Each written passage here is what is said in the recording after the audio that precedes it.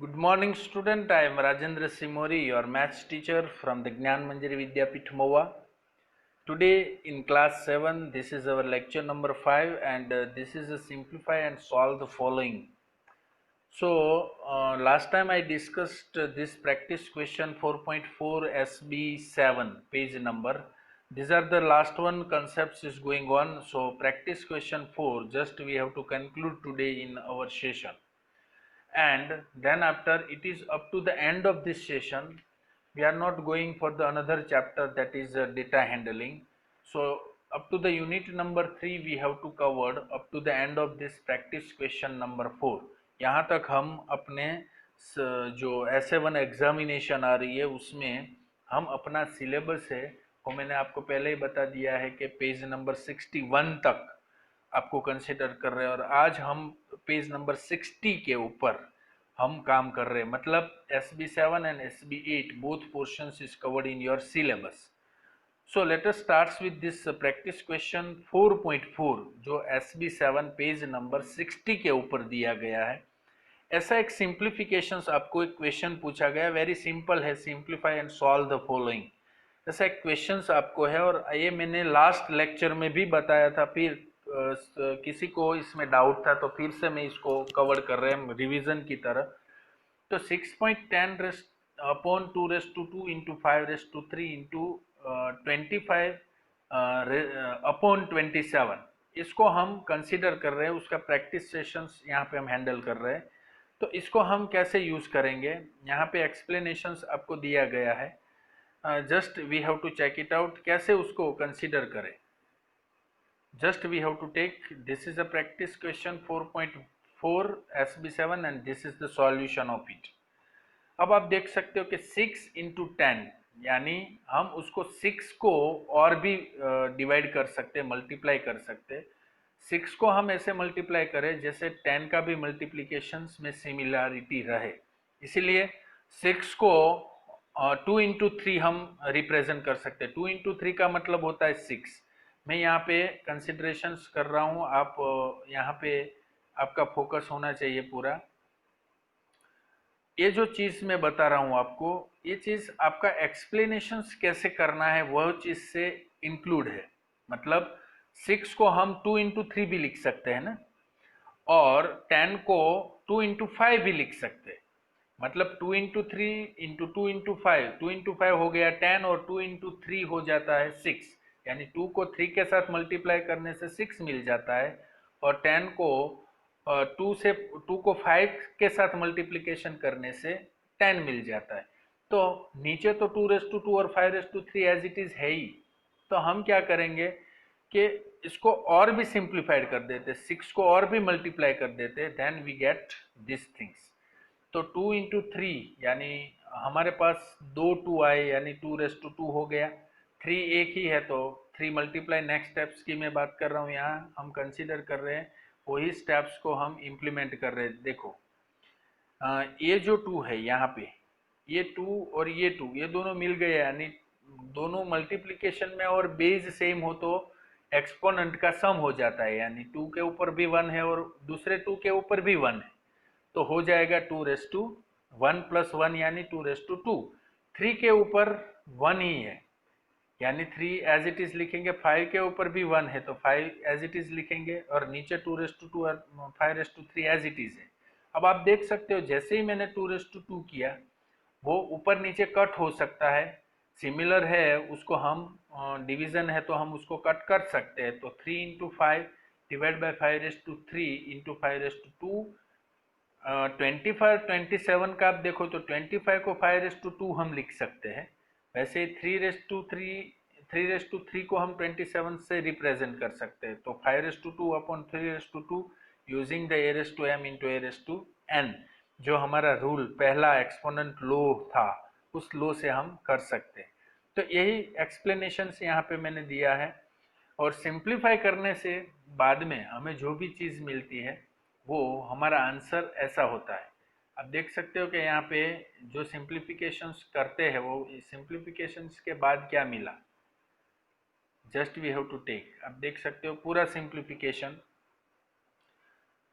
तो ये जो पूरी चीज़ आपको दिख रही है वो कैसे आपको इंडिकेट्स हो रही है, देखो just we have to take it out in the full screen view.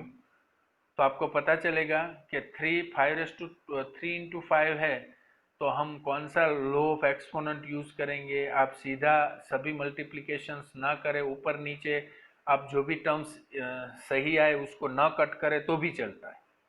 तो finally we got 1/75। This is the 4.4 practice question 4 में पेज नंबर 60 की बात कर रहा हूँ, उसमें 4.4 का सी क्वेश्चन है, उसको हमने हैंडल किया। तो उसका आंसर आता है 1.1/75। ये आप अपनी बुक्स में भी डायरेक्ट लिख सकते हैं और इसका सॉल्यूशंस, ये सभी टाइप के क्वेश्चंस आपके एग्जामिनेशन में भी पूछा जा सकता है। ओके, तो this is you have to pause my video and you can write this all these things in your notebook. So 4.4 question number C. Now we are moved on to the another points. Okay, so let us move on to the practice question 4.1, 4.3, 4.5 and 4.6. अभी हमने 4.4 को consider किया, उसमें 4.4 में भी हमने कौन सा कंसीडर किया, क्वेश्चन नंबर सी को कंसीडर किया। और मैंने आपको लास्ट टाइम भी होमवर्क में दिया था 4.4 AB, so you have to write these things. Okay, so first of practice question 4.1, 4.3, 4.5 and 4.6. So let us move on it. First we have to use 4.1. 4.1, find x if 5/3 raised to 5 into 5/3 raised to 11 is equal to 5/3 raised to 8x। अब देखो दोनों side, left hand side and right hand side में दोनों जगह पे 5/3 है, वो common है। 5/3 दोनों साइड कॉमन है, तो हम ऐसा यूज कर सकते हैं ना, left hand side 5/3 raise to 5 into 5/3 raise to 11। तो 5/3 5 प्लस 11 मतलब बेस सिमिलर है, तो हम एक्सपोनेंट का सम कर सकते हैं। वही पहला रूल हम यूज किया, using a raise to m into a raise to n is equal to a raise to m plus n। वही रूल यहाँ पे इंप्लीमेंट किया, that's why we got 5/3 is equal to raise to 16। Now the basis are same on left hand side and right hand side. अब दोनों side आप देखो, left hand side का मैंने जैसे 5/3 रेस टू 16 है, तो राइट हैंड साइड में आप देखो तो 5/3 रेस टू 8 ऑफ x, दोनों साइड बेस तो सेम ही है, तो we have to use compare directly कर सकते हैं क्योंकि दोनों साइड बेस सिमिलर है। तो 5/3 फिर लिखने की जरूरत नहीं, हम सीधा उसका एक्सपोनेंट को ही कंपेयर कर दे। तो एक का एक्सपोनेंट 8x है और दूसरे का अभी हमने लेफ्ट हैंड साइड में फाइंड किया वो 16 है, तो 8x इज इक्वल टू 16 को कंपेयर करो, 8 यहाँ पे मल्टीप्लीकेशन में है लेफ्ट साइड में, तो वहां पे जाएगा तो डिवीजन में आएगा, तो x is equal to 16 divide by 8। तो x इज इक्वल टू 16 को 8 से डिवाइड करो, then we get x is equal to 2। तो ये हुआ आपका पहला solution 4.1। You can also write in your notebook. So whenever we get, क्योंकि ये सभी जो आज मैं डिस्कस कर रहा हूँ सभी आपको होमवर्क में करना है। Okay, so this is the 4.3 question is there. Arrange the following in the descending order. आपको सिर्फ डिसेंडिंग ऑर्डर में करना है, और डिसेंडिंग ऑर्डर में तभी हो सकता है कि आप टर्म्स वैल्यू को कंसीडर करें। टर्म्स है 2 प्लस 3, तो वो हो जाता है 2/5। दूसरा 3/5 अपॉन 3/2, तो 5 में से 2 गया यानी 3/3।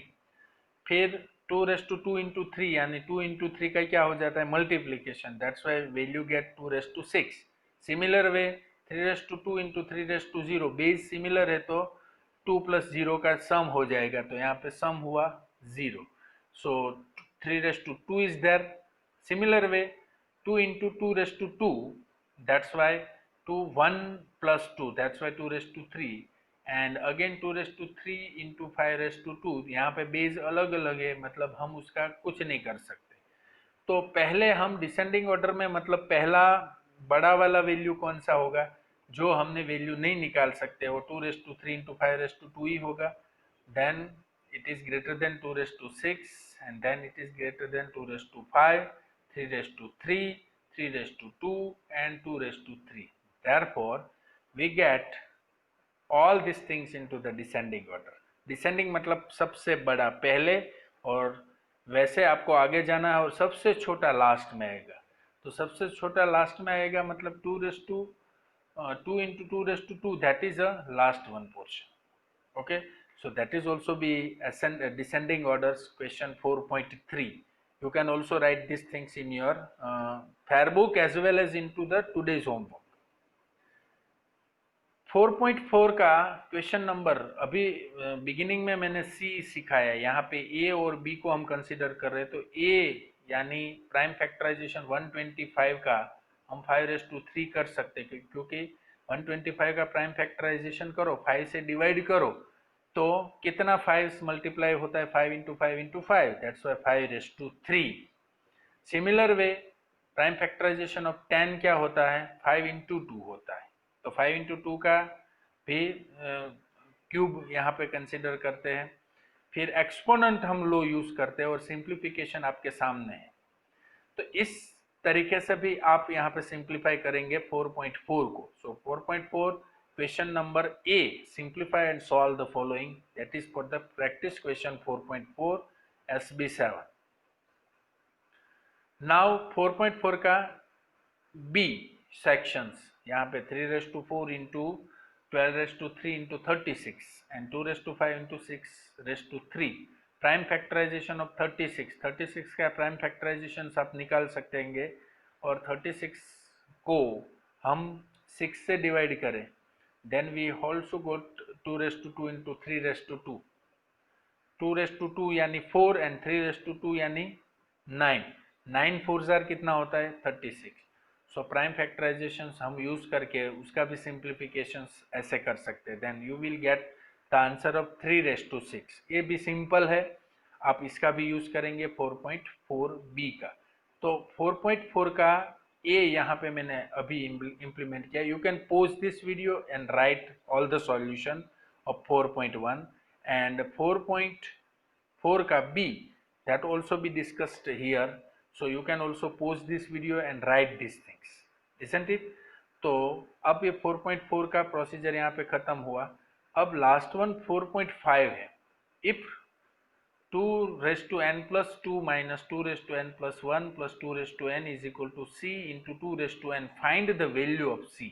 अब आप देखो, ऐसे जब ऐसे टाइप के क्वेश्चन आते हैं तब आपको लेफ्ट हैंड साइड में कौन सी चीज है, मतलब इक्वल की लेफ्ट साइड और इक्वल की राइट साइड। लेफ्ट साइड को बोलेंगे इक्वल की लेफ्ट हैंड साइड, और इक्वल से जो राइट साइड में है वो उसको बोलेंगे हम राइट हैंड साइड। तो अब यहाँ पे लेफ्ट हैंड साइड में क्या लिखा है आप देख सकते हो क्वेश्चन में, दूसरी लाइन में लेफ्ट हैंड साइड में आप देखो तो 2⁻n+2 minus 2⁻n+1 plus 2⁻n। यहाँ पे आप देखो सभी जगह पे बेस है वो इक्वल है। अब बेस इक्वल है तो हम क्या कर सकते हैं, 2⁻n इंटू 2⁻2 ऐसा यूज कर सकते हैं, माइनस 2⁻n इंटू 2⁻1 यूज कर सकते हैं, और 2⁻n ऐसे यूज कर सकते हैं, क्योंकि a⁻m into a⁻n is equal to am+1, that is our exponent. Laws of exponent का पहला रूल है। आप फिर से मैं बोल रहा हूं कि अब अभी भी किसी को powers with the same base वाला जो आपका पेज नंबर 58 के ऊपर है, वो पूरा टेबल है, उसका दोनों बीच वाली कॉलम्स और लास्ट वन वाली कॉलम वो आपका एग्जाम्पल्स। तो ये जो टेबल है वो पूरा अच्छी तरह से आपको रिमेम्बर करना है, तभी ये सभी टाइप के क्वेश्चंस आप सॉल्व कर सकते हो। तो आपने देखा होगा कि 2⁻n+2 का मतलब होता है, हम उसका उल्टा कर दो तो a⁻m इंटू a⁻n हुआ, तो 2⁻n इंटू 2⁻2 लिख सकते हैं ना, ऑब्वियसली लिख सकते हैं। इसीलिए वो थर्ड लाइन में हमने लिखा 2⁻n मल्टीप्लाइड विथ 2⁻2, क्योंकि this is our laws of exponent number 1। नाउ 2⁻n सिमिलर वे जितना हो सके उसका सिंप्लीफिकेशन किया है। यहाँ पे 2⁻n इंटू 2⁻2 माइनस 2⁻1 प्लस 1, क्योंकि यहाँ पे जो भी प्रोसीजर्स दिखती है वो ऐसे। तो लास्ट में जब हम उसका सिंप्लीफिकेशन करेंगे तब हमारे पास बचता है 2⁻n इंटू 3। अब left hand side is equal to right hand side है कि नहीं, ऐसा मान के हम चलते। So now left hand side is equal to right hand side, हम दोनों को अब इक्वल कर देते हैं। तो लेफ्ट हैंड साइड का अभी आंसर हमें मिला 2n इंटू 3 और राइट हैंड साइड का हमें क्वेश्चंस में दिया गया c इंटू 2n। अब आप देखो दोनों साइड 2n है तो दोनों साइड कट हो जाता है, तो c इज इक्वल टू 3 हमारा आंसर होता है। तो ये भी सिंपल है, थोड़ा आपको उसके ऊपर फोकस करना है, 2 बार उसकी प्रैक्टिस करेंगे you can directly right it, isn't it. Next one 4.6 की मैं बात कर रहा हूँ, यहाँ पे 4.6 क्वेश्चंस भी यहाँ पे इम्प्लीमेंट किया है। Student said that 3/5 upon 9/5 is the same as 1/3। What mistake has the student made? यहाँ पे आप देख सकते हो कि ये दोनों इक्वल है, 3/5 upon 9/5 is equal to 3/5 and 9 का मतलब होता है 3/2 भी हम लिख सकते हैं ना, 3/2 इंटू 5। अब 3/5 अपॉन 3 इंटू 3/5, अब 3 5 दोनों जगह पे हम कट कर सकते हैं, तो 1/3/5 और 1/3/5। So the child should put the exponent 5 with the base is 1/3. अब आप देख सकते हो कि आपको क्वेश्चन में 1/3 ही दिया है और आपका आंसर आ रहा है 1/3/5। या आप 1/3/5 लिख सकते हैं या तो 1/3 लिख सकते हैं। तो ये जो चीज यहाँ पे डिफरेंस आया, मतलब मिस्टेक क्या हुई, यहाँ पे एक्सपोनेंट है वो 5 नहीं लिखा है बस, क्योंकि आपने सॉल्यूशन किया तो आपका आंसर क्या आता है 1/3 आता है, तो एक्सपोनेंट यहाँ पे क्वेश्चन में नहीं दिखाता है। So that is a mistakes given by this student. Okay, so that kinds of the things also be made here, and this is your 4.6. So end of this session I am just doing that you have to cover this whole practice question number 4। ये पूरी practice question जो 4 है वो आज आपको homework में करनी है। एक चीज क्या करना है, जो मैंने आज आपको बताया वो सभी चीज में प्रैक्टिस क्वेश्चन 4.1, अभी 4.1 यहाँ पे फिर से मैं बता रहा हूँ, 4.1 आपको कवर करना है। आज मैंने जो यहाँ पे सिखाया 4.1, 4.3, 4.4 का ए, 4.4 का बी एंड 4.5 एंड 4.6, ये सभी क्वेश्चन जो यहाँ पे दिखाए। और पहले क्वेश्चन मैंने दिखाया आज के बिगिनिंग ऑफ दिस वीडियो 4.4 का क्वेश्चन नंबर सी। ओके, तो इसमें सिर्फ एक ही क्वेश्चंस मैंने आपको नहीं बताया, वो है 4.2। ये आपको ट्राई करना है। 4.1 से लेके 4.6 तक सभी क्वेश्चंस इसी वीडियो में available. So you have to do whole practice question 4 today in your fair book as well as in the today's homework। समझ में आ गया? और फिर से मैं बोल रहा हूँ कि सिंप्लीफाई जो भी लॉज ऑफ एक्सपोनेंट है आपको पेज नंबर 58 और 59 पे दिया गया है, वो एक्सपोनेंट लॉज ऑफ एक्सपोनेंट आप अच्छी तरह से याद रखो, क्योंकि एक्सपोनेंट एंड पावर्स का लास्ट वन कंसेप्ट मैंने जब आपको बताया था standard form of a number, और standard form of a number that is given into the SB8, तो ये भी मैंने लास्ट टाइम पे बताया था। उसमें जो जो टेबल्स में गिवन है इंफॉर्मेशन पेज नंबर 61 के ऊपर, वो चीज़ आज आपको और भी होमवर्क में लिखना है। तो आज का प्योर होमवर्क हो गया practice question number 4 and concept time 7 में जो चीज़ टेबुलर फॉर्मेट्स में लिखी है, number is multiple of 10 and standard forms, उसमें speed of light of the vacuums, sun and earth के बीच में जो डिस्टेंस लिखा है वो, and mass of the earth उसका जो मेजरमेंट्स है, ये तीन चीज आपको याद रख के आप अपने होमवर्क में आज मुझे भेजेंगे। ओके, तो up to the end of this sessions I conclude this sessions with the procedure of conclusion of our first term syllabus. यहाँ तक मैंने आपको बताया था, आपको प्रैक्टिस, आपको जो सिलेबस भेजा है उसमें भी बताया कि पेज नंबर 61 तक आपको कवर करना है। तो यहाँ पे मैं पेज नंबर 60 और 61 आज मैंने ये प्रैक्टिस क्वेश्चंस भी यहाँ पे ख़त्म कर दिया। तो आपका syllabus point of view now it's over.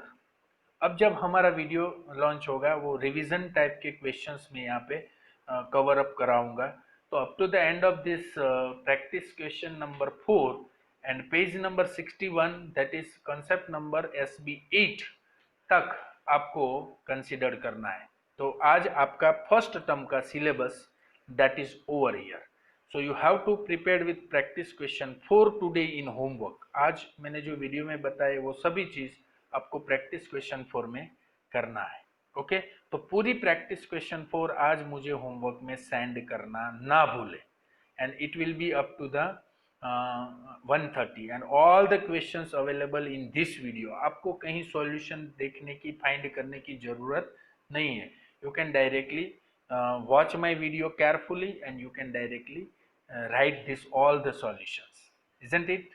Thank you very much for being with us. We will meet very soon into the next lecture. Thank you very much.